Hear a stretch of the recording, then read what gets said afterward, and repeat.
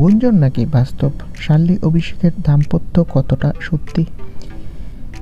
বিস্তারিত জানতে ভিডিওটি দেখুন।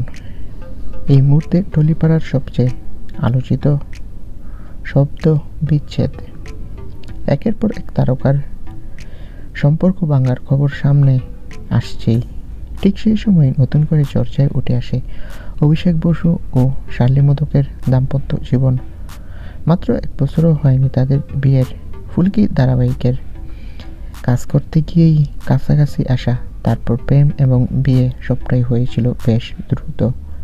তাই হঠাৎ করে যখন শোনা যায় তাদের সংসার নাকি ভাঙার মুখে, তখন স্বাভাবিকভাবেই চমকে যান অনেকেই।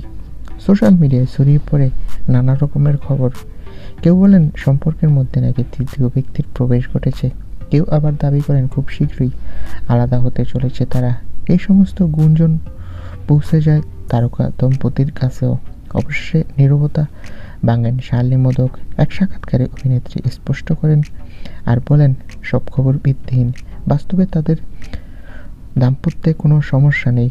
উল্টো এই ধরনের গুজব শুনে তারা দুজনে মিলে হেসেছেন।